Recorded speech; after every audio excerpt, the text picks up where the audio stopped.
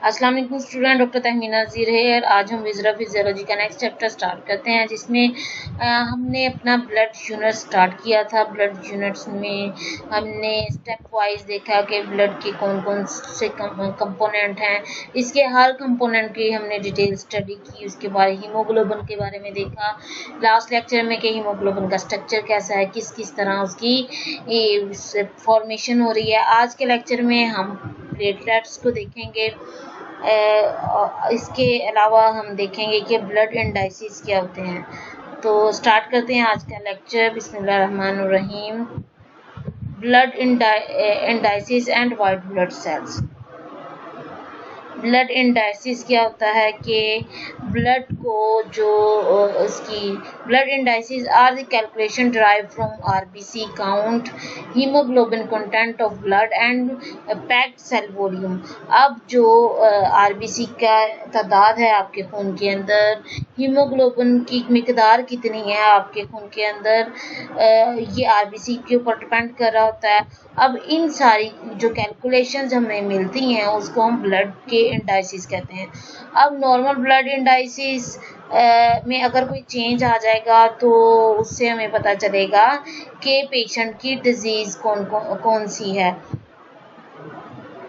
अब यहाँ पे कुछ वैल्यूज़ है ब्लड इंडाइसिस की, टर्मिनोलॉजीज बताई हुई हैं, जैसे मीन करपसल वॉल्यूम एमसीवी बोलते हैं, मीन करपसल हीमोग्लोबिन एमसीएच जिसको बोलते हैं, मीन करपसल हीमोग्लोबिन कंसंट्रेशन एमसीएचसी बोलते हैं उसको, और कलर इंडेक्स। ये सारी चीज़ें हम स्टेप वाइज देखते हैं। सबसे पहले मीन करपसल वॉल्यूम क्या है। Mean corpuscular volume is the average volume of a single RBC and it is expressed in cubic microns. अब एक आरबीसी के अंदर उसका कितना वॉल्यूम, एक आरबीसी कितना वॉल्यूम घेरे हुए है, उसको हम क्यूबिक माइक्रोन में मेजर करते हैं। इसको हम मीन करपसल वॉल्यूम कहते हैं। अब एक आरबीसी का वॉल्यूम 90 क्यूबिक माइक्रोन होता है। इसकी रेंज 78 से 90 क्यूबिक माइक्रोन है। अब अगर किसी की 78 से 90 तक की रेंज में फॉल करेगा कोई आरबीसी का जो वॉल्यूम है, तो हम उसको नॉर्मोसाइट बोलेंगे कि ये नॉर्मल सेल है। अगर 90 से अबव हो जाएगा तो हम उसको मैक्रोसाइट बोलेंगे कि नॉर्मल से ज़्यादा साइज है इसका। ठीक है। अब और इसकी जो एमसीवी होगी वो मैक्रोसाइटिक होगी। अब कुछ अगर इसका 78 से कम माइक्रोन का वॉल्यूम आ जाए तो उसको माइक्रोसाइट बोलते हैं। इस तरह कुछ डिजीज़ हैं जैसे परनीशियस एनीमिया और मेगाब्लास्टिक एनीमिया। इसमें जो आरबीसी का साइज है इंक्रीज कर जाता है, तो आप उसको मैक्रोसाइटिक इन नेचर बोलेंगे सेल को, आरबीसी को। और आयरन डेफिशिएंसी की सूरत में जो आरबीसी का वॉल्यूम होता है कम हो जाता है, तो उसको हम माइक्रोसाइटिक इन नेचर बोलेंगे। अब दूसरी टर्मिनोलॉजी जिसको हमने पढ़ा था मीन करपस्कुलर हीमोग्लोबिन। अब जो मीन करपस्कुलर हीमोग्लोबिन है एमसीएच, इसको ये वो हीमोग्लोबिन की अमाउंट है जो एक आरबीसी के अंदर मौजूद होती है। एक आरबीसी के अंदर जितनी हीमोग्लोबिन की तादाद मौजूद होगी उसको हम एमसीएच बोलते हैं, मीन करपसल हीमोग्लोबिन लेवल बोलेंगे। अब इसको हम माइक्रोग्राम में या पिकोग्राम में मेजर करते हैं। इसकी जो वैल्यू की रेंज है वो 27 से 32 है, तो हम 32 को नॉर्मल वैल्यू कंसीडर करते हैं। फिर बात आती है मीन करपस्कुलर हीमोग्लोबिन कंसंट्रेशन की। तो ये बेसिकली क्या है कि ये आपकी जो हीमोग्लोबिन की आरबीसी के अंदर कंसंट्रेशन है उसको शो करती है। तो it is the amount of hemoglobin expressed in relation to volume of one RBC। अब हम अगर एक तरफ आरबीसी का वॉल्यूम ले रहे हैं तो आरबीसी के उस वॉल्यूम में कितनी हीमोग्लोबिन की कंसंट्रेशन मौजूद है, ये एमसीएचसी है। तो इसको हम परसेंटेज की फॉर्म में शो करते हैं। परसेंटेज 30 से 38 तक हो सकती है। ठीक है। अगर जो एमसीएचसी किसी का नॉर्मल है तो हम कहेंगे वो आरबीसी नॉर्मोक्रोमिक है। अगर किसी का कम है आरबीसी के जो कंसंट्रेशन है हीमोग्लोबिन की, तो हम उसको हाइपोक्रोमिक बोलेंगे। अगर किसी की ज़्यादा है तो हम उसको हाइपरक्रोमिक बोलेंगे। अब कलर इंडेक्स हीमोग्लोबिन पे डायरेक्टली प्रोपोर्शनल है। जितना ज़्यादा किसी का हीमोग्लोबिन का लेवल होगा कि ब्लड आरबीसी की कंसंट्रेशन उतनी ज़्यादा होगी, और जो कलर इंडेक्स है उसी के लिहाज से वेरी करेगा। Color index is the ratio between the percentage of hemoglobin and the percentage of RBC in the blood. Actually, it is the average hemoglobin content in one cell of the patient compared to the average hemoglobin content in one cell of the normal person. तो एक normal person और जो patient है, इनके जो average haemoglobin level है उसके अंदर उसका कलर कंटेंट इसी इंडेक्स के थ्रू मेजर किया जाता है। अब यहाँ पे कुछ नॉर्मल वैल्यूज बताई हुई हैं, जैसे कलर इंडेक्स 0.67 है, तो इसकी नॉर्मल रेंज में ये फॉल कर रहा है 0.8 से 1.2 तक। एमसीवी का अगर हम रिजल्ट देखें, इसकी नॉर्मल वैल्यूज देखें, ये 78 से 90 माइक्रोन है, तो जो भी इसकी इसी रेंज के अंदर फॉल करेगा तो वो उसकी नॉर्मल वैल्यू होगी। और एमसीवी का 75 क्यूबिक माइक्रोन है, इसका मतलब है कि ये नॉर्मल नहीं है, माइक्रोसिटिक है। MCH का अगर इसकी 20 पिकोग्राम है तो इसकी नॉर्मल कितनी थी 27 से 32, तो ये भी नॉर्मल वैल्यू को शो नहीं कर रहा। अगर ये सारे रिजल्ट कुछ टेस्ट के करने के बाद अगर हम ब्लड का टेस्ट करवाएं तो उसके अंदर ये सारी वैल्यूज मौजूद होती हैं, तो उसके लिहाज से इसके रिजल्ट बताए हुए हैं कि अगर किसी की इस रेंज के अंदर फॉल करे तो नॉर्मल है, अगर नहीं करती तो अब नॉर्मल है। अब हम पढ़ते हैं वाइट ब्लड सेल को। वाइट ब्लड सेल्स को हम ल्यूकोसाइट बोलते हैं। ये कलरलेस होते हैं, न्यूक्लिएटेड होते हैं, इसके अंदर न्यूक्लियस प्रेजेंट होता है। ल्यूकोसाइट के स्पेलिंग दो तरह के होते हैं, हम इसको इस स्पेलिंग से भी शो कर सकते हैं और इस तरह भी शो कर सकते हैं। ल्यूकोज का मतलब होता है वाइट। तो हमने क्या पढ़ा, हम वाइट ब्लड सेल को स्टडी कर रहे हैं। वाइट ब्लड सेल बेसिकली क्या है कि ये न्यूक्लिएटेड होते हैं, इसके अंदर न्यूक्लियस होता है, कलरलेस होते हैं, ठीक है। अब ग्रेन्युलोसाइट्स की दो टाइप, जो आपके वाइट ब्लड सेल है इसकी दो टाइप्स हैं उसके ग्रेन्यूल्स के लिहाज से। कुछ इसके सेल्स हैं जो वाइट ब्लड सेल की टाइप में जिनके साइटोप्लाज्म के अंदर ग्रेन्यूल्स प्रेजेंट होंगे उसको ग्रेन्युलोसाइट बोलेंगे। जिसके अंदर प्रेजेंट नहीं होंगे ग्रेन्यूल्स वो हम ए ग्रेन्युलोसाइट बोलेंगे उसको। जो ग्रेन्युलोसाइट विच है ग्रेन्यूल्स, ए ग्रेन्युलोसाइट वो जिसके साइटोप्लाज्म के अंदर ग्रेन्यूल प्रेजेंट नहीं होता। तो ग्रेन्युलोसाइट के अंदर फर्दर वाइट ब्लड के सेल की टाइप आ जाती हैं और ए ग्रेन्युलोसाइट के अंदर कुछ वाइट ब्लड सेल्स की टाइप आ जाती हैं। ग्रेन्युलोसाइट वो थे जिसके साइटोप्लाज्म के अंदर ग्रेन्यूल्स प्रेजेंट थे। जब हम इसको स्टैनिंग करते हैं इसकी, तो जब माइक्रोस्कोप के अंदर चेक करते हैं तो इन सारे जो न्यूट्रोफिल हैं, एसिनोफिल्स हैं और बेसोफिल हैं, इसके अंदर जो स्टैन है वो एसिड और बेसिक दोनों हो सकता है और इसके साथ ग्रेन्यूल्स शो होते हैं। Neutrophils with granules taking both acidic and basic stains, eosinophil with granules taking acidic stain, basophil with granules taking basic stain. तो ये ग्रेन्युलोसाइट की तीन इसके फर्दर सेल आगे सब डिवीजन में आ जाते हैं, न्यूट्रोफिल, एसिनोफिल और बेसोफिल। अब अगर ए ग्रेन्युलोसाइट की बात करें तो ए ग्रेन्युलोसाइट के साइटोप्लाज्म के अंदर कोई ग्रेन्यूल्स नहीं होते। ये दो तरह के होते हैं, मोनोसाइट और लिम्फोसाइट्स। अब इधर डिफरेंस शो किया हुआ है कि WBC के कौन से फीचर्स हैं और RBCs के कौन से फीचर हैं। White blood cell red blood cell से किस तरह वेरी करता है। तो सबसे पहले कलर के लिहाज से वाइट ब्लड सेल कलरलेस है, red blood cell red colour का होता है। नंबर के लिहाज से वाइट ब्लड सेल की तादाद कम होती है, 4000 से 11000 तक होती है, जबकि RBC की तादाद 4.5 से 5.5 मिलियन पर क्यूबिक मिलीमीटर तक होती है।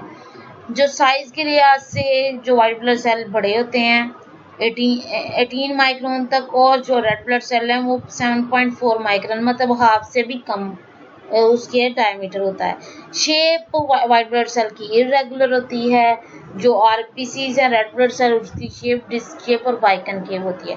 न्यूक्लियस आरबीसी में एब्सेंट होता है और डब्ल्यूबीसी में प्रेजेंट होता है। ग्रेन्यूल्स प्रेजेंट भी हो सकते हैं, एब्सेंट भी हो सकते हैं, पर आरबीसी के अंदर ग्रेन्यूल्स प्रेजेंट नहीं होते। डब्ल्यूबीसी की फर्दर 5 टाइप्स हैं और आरबीसी सिर्फ एक किस्म का होता है। लाइफ स्पैन जो डब्ल्यूबीसी का शॉर्टर होता है, ये आधे दिन से लेकर 15 दिन तक जा सकता है। इसकी जो एज है डिपेंड करता है बॉडी की नीड के ऊपर।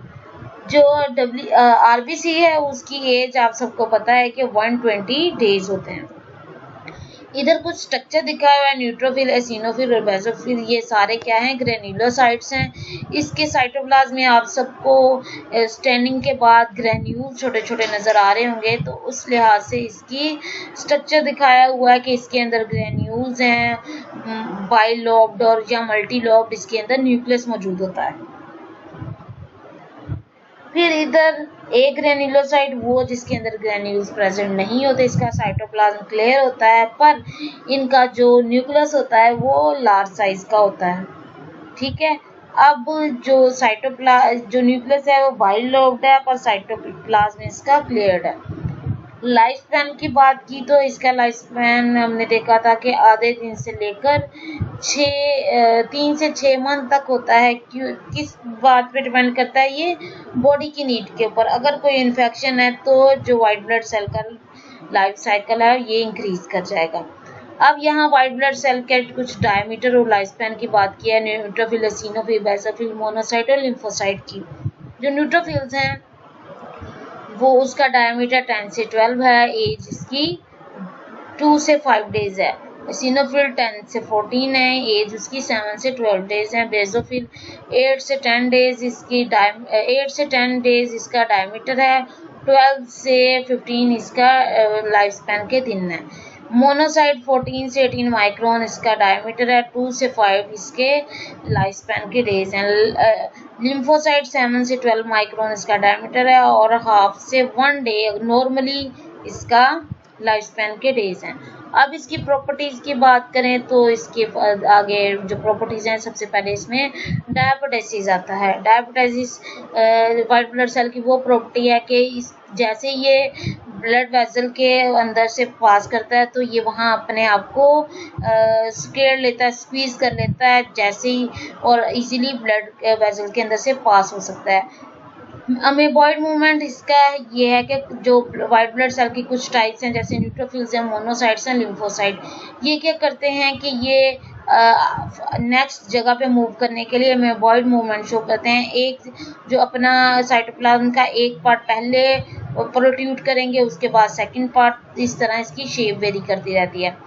कीमोटैक्सिस भी इसकी एक प्रॉपर्टी है। वाइट ब्लड सेल जहाँ टिश्यू की इंजरी होगी वहाँ ये अट्रैक्ट होके केमिकल, जो इंजर्ड पार्ट से केमिकल निकलता है वो वाइट ब्लड सेल को अपनी तरफ अट्रैक्ट करता है और वाइट ब्लड सेल उस पार्ट की तरफ जाना शुरू हो जाते हैं। फैगोसाइटोसिस, अब जो न्यूट्रोफिल और मोनोसाइट्स हैं वो नेचुरल किलर सेल्स भी होते हैं। वो क्या करते हैं कि बॉडी में कोई एक्सटर्नल एजेंट एंटर होगा तो ये उसको इनगल्फ करके खा जाते हैं। तो हमने डायपोटेसिस देखा, एमेबॉइड मूवमेंट देखा, कीमोटैक्सिक प्रॉपर्टी देखी, फैगोसाइटोसिस प्रॉपर्टी देखी। अब वाइट ब्लड सेल के कुछ फंक्शंस देखते हैं। Generally WBC play important role in defense mechanism. These cell protect the body from invading organism or foreign bodies either by destroying or inactivating them. तो सबसे बड़ा जो WBC का फंक्शन वो डिफेंस में है।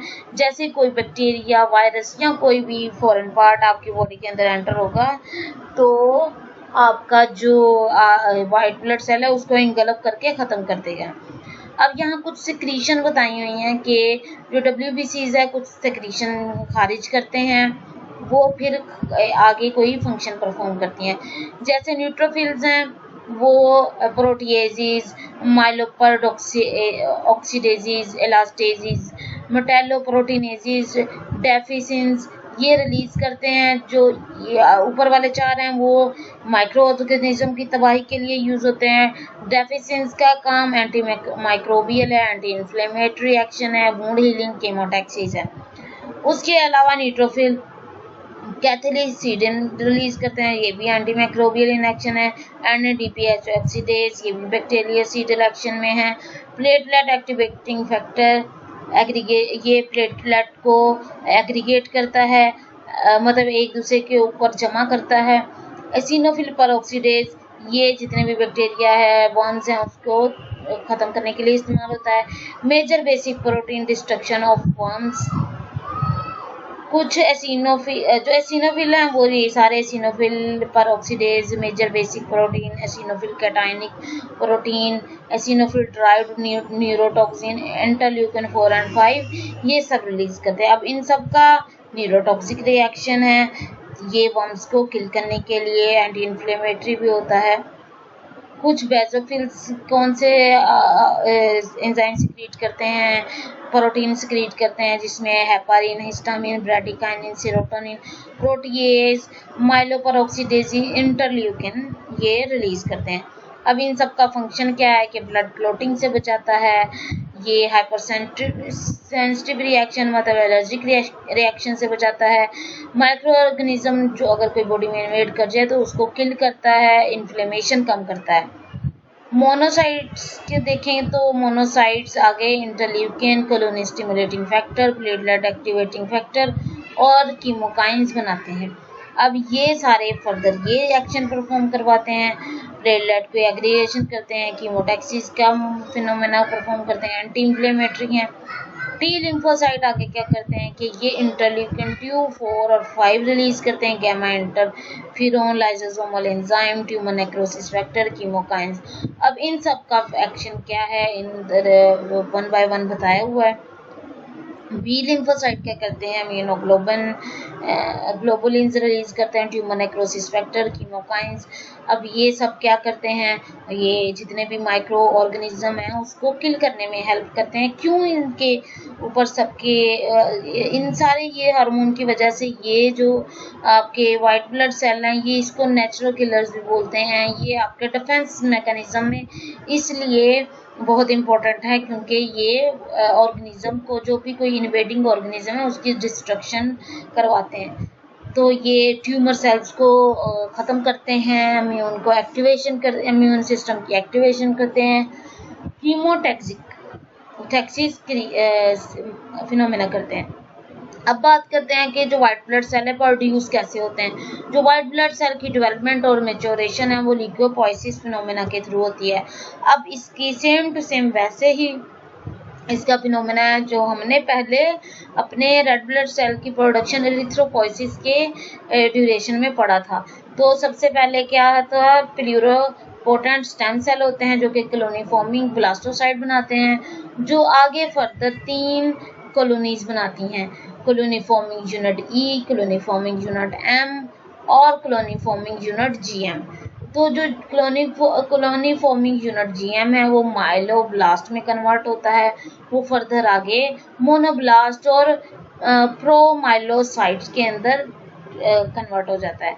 अब ये मोनोब्लास्ट जो हैं वो प्रोमोनोब्लासाइट्स के अंदर मेच्योर होके फर्दर मोनोसाइट बना देते हैं, और जो प्रोमाइलोसाइट्स हैं वो आगे न्यूट्रोफिल, बेसोफिल और असिनोफिल के माइलोसाइट्स बनाते हैं। माइलोसाइट फर्दर मेच्योर होके मेटामाइलोसाइट बनाते हैं, मेटामाइलोसाइट फिर फर्दर न्यूट्रोफिल, मेसोफिल और असिनोफिल में कन्वर्ट हो जाते हैं।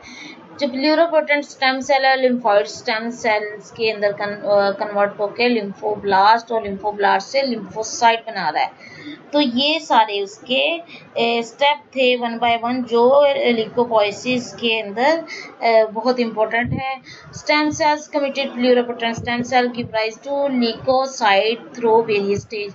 अब स्टेम सेल ने जब फंक्शन लेना है कि आइदर के उसने आरबीसी बनाना है, वाइट ब्लड सेल बनाना है या प्लेटलेट बनाना है, तो जो वाइट ब्लड सेल बनाएगा वो क्या होगा, प्लूरोपोटेंट स्टेम सेल जो आगे उसके डेस्टिनी होगी कि उसने आगे जाके वाइट ब्लड सेल बनाना है। अब इसके लिए फैक्टर वही हैं जैसे कि हमने अपने एरिथ्रोपोइसिस के अंदर पढ़े थे कि जो फैक्टर इसको इन्फ्लुएंस कर रहे होते हैं। कॉलोनी स्टिमुलेटिंग फैक्टर में ये ऐसी प्रोटीन होती हैं जो कि ब्लास्टोसाइट बना रही होती हैं। अब ये कौन से क्लोनिंग स्टिमुलेटिंग फैक्टर कौन कौन से 3 तरह के होते हैं? ग्रेन्युलोसाइट, CSF, ये मोनोसाइट और एंडोथेलियल सेल से सेक्रीट होते हैं। ग्रेन्युलोसाइट, मोनोसाइट, CSF ये क्या करते हैं? Secreted by monocyte endothelial cell and T lymphocytes। Monocyte CSF secreted by monocyte and endothelial. ये उनकी सेक्रीशंस हैं जो उन्होंने फर्दर बताई हैं कि ये चीज़ें सेक्रीट होती हैं WBC से और ये फर्दर सेल की फॉर्मेशन में हेल्प करती हैं। तो ये आज का लेक्चर था हमारा जिसमें हमने वाइट ब्लड सेल क्या है, ब्लड के एंडाइसिस क्या है, वाइट ब्लड सेल का स्ट्रक्चर क्या है, वाइट ब्लड सेल की प्रोडक्शन कैसे हो रही है, फंक्शन क्या है इसके, ये सारा हमने इस चैप्टर में पढ़ा है। आसान सा चैप्टर है, उम्मीद करती हूँ आपको समझ आ चुका होगा। कोई क्वेश्चन कोई क्यूरी हो आप मुझसे पूछ सकते हैं। Thank you so much. अल्लाह हाफिज़।